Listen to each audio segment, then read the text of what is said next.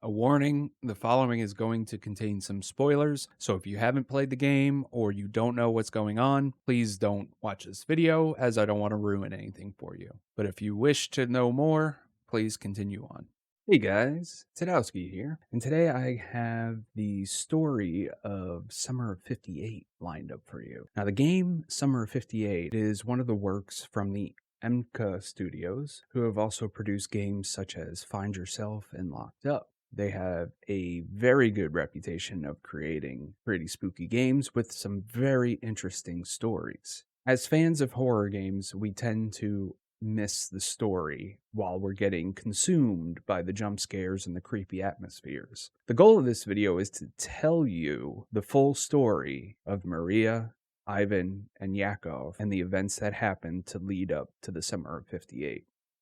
Now, before we get into the actual camp itself, you are Alex Morton. You're a blogger who was asked to do an investigation of a creepy camp deep in Russia. But in order to understand what happened at the camp, you have to go back to the beginning. And this is how the story goes. In 1946, right after World War II, Russia had a lot of dead people as a result of the war, which led to a lot of orphan kids throughout all of Russia. The solution to that was that the military would open and run a bunch of orphanages all around the country. And this camp was one of those orphanages. The military ran it and placed a doctor and a director in charge of the orphanage. And this is where we come across a girl named Maria. Now, Maria was a nurse at the orphanage, and she liked to take care of the kids. She worked there with a doctor named Dr. Alexei and a director who was unnamed. Maria also at this time had a child named Ivan. And what we find out is that Ivan is a sick child. Ivan needs a heart transplant. And because of Maria's job,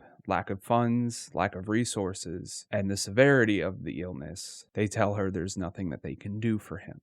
Angry, Maria decides that she's going to take matters into her own hands. This leads into Dr. Alexei, the doctor at the camp. Now, the doctor was doing some things behind the scenes. While he was working at the orphanage, he would take children, harvest their kidneys, and sell them on the black market. It appeared that Maria was in on this, or knew some sort of form of this. The director, however, was completely in the dark. Eventually, Dr. Alexei was caught and sentenced to 6 years in prison. The orphanage continued to run for a short period of time later. However, there was a complaint about a woman that worked there, which inevitably resulted in the shutdown of the orphanage. The woman who was complained about was Maria, and there was a reason why she was acting out, and we'll get to that in a second. Now, when the orphanage shut down in 1950, it was quickly turned into a hospital. Now, due to budget cuts and such, the hospital did not last very long. It shut down shortly afterwards. After that, around 1955, Maria opens the camp at the same location. It is a summer camp where kids can come, have fun, and go home. Maria states that she was looking forward to opening this camp for a very long time, and she ran it successfully for a few years. At the camp, there was a boy named Yakov. Now, Yakov was a bit of a special child. He was mute, and Maria took a very special interest into Yakov. According to Maria and her diary, in taking matters into her own hand with her son Ivan's health, she contacted Dr. Alexei. Now, Maria says her and Dr. Alexei was going to work together in order to get Ivan his surgery. And Dr. Alexei points out that Yakov was a suitable candidate for the heart transplant. So Maria decided to groom him from the get-go because she expected that Yakov was going to be the solution to her son's problem. The deal that she made with Dr. Alexei allegedly was that she was going to substitute the children so Dr. Alexei can continue his black market harvesting if he would perform the heart surgery for her son Ivan. Then in 1958, Maria states that Dr. Alexei claims it's time to conduct the experiment. She gets the entire camp prepped. They tell the campers a scary story about a young girl who was bullied at a camp. The girl disappeared, came back, and slaughtered everyone. The reason they told this story was if you can distract the children with something else, they won't know about the real events that are going to happen. While the children slept, Maria got the camp set up to put them to sleep. There was one short problem here. At some point, Yakov found out about the plan Maria had, and he hid throughout the whole thing and witnessed all the events. Maria, before going to place a sleeping gas, goes into her safe and notices that one of the gas canisters is missing and that her gas mask is broken. broken. She decides she's going to put the sleeping gas down anyways and then hide in the other room so it doesn't affect her. She puts the blame on Yakov because she found out that he knew about the plan. She assumed that Yakov stole the gas canister and was hiding, and that she felt that she was going to take care of that at a later time. However, it turns out that Maria was actually stabbed in the back by the person that she made the deal with. And the man that she made the deal with actually put the second canister in her office and waited until she passed out to include her in the experiments. Now, Yakov states that he witnessed the entire event. He was hiding in the air vents, which prevented him from being seen, and he states that he saw Maria talking with a strange man planning the events. Now, while he was hiding, he saw that the man took all the kids into the abandoned hospital part, and that at that point, the kids were never seen from again. Yakov was too afraid to go searching for everything, so he stayed in the vents and only came out when he knew it was safe. Yakov lived like this for quite a few years. Which brings us back again to present time. Alex is speaking to Yakov to find out the little bit of details that he can about that night of 58. And when he finds out that the man, whoever it may be, whether it's Dr. Alexei or someone else, took the kids to the abandoned hospital section, he asks Yakov if there's a way he can get there to finish the investigation. Now, this part of the investigation, no one knew what happened. So this would be all new territory as far as an investigation goes. Now, Alex goes into the abandoned hospital, and what he finds is very disturbing. Alex finds a secret room in the back of the hospital, and in this secret room are the dead bodies of all the children and the hanging body of Maria. Now, Maria left a note saying that she cursed everyone involved and anyone that would ever come to this camp because she blamed them for the death of her son. But what we find out is that Ivan actually died in 1950, and that the entire time at the camp, she was hallucinating that her son never died and that she could still save him, which just couldn't possibly be. So she made this deal with this stranger, or Dr. Alexei, to perform heart surgery on a child that never existed and to sacrifice these kids for no reason. Maria hangs herself and dies. Alex goes back and leaves the site, wondering what exactly happened. Was Maria completely loony and crazy, or was she enacting some revenge? And who was the man she talked to? Because as we find out, Dr. Alexei had no knowledge of this. He was not included in this, and he states that yes, Maria approached him back in the early 1955, but he denied her and never spoke to her again. So was the man made up? Probably not. Yakov actually saw her speaking to a man, and it probably wasn't Dr. Alexei, because Dr. Alexei would not have been there in 1958. So the actual secrets of the night and of this camp are unknown. However, we do know the chunk of the story, which is sad and disturbing. And this is what you missed with all the running around, with the jump scares, with the spooky atmosphere and loud noises. This is the sad tale of what happened of the summer of 58. Thank you for listening. I hope you guys enjoyed it.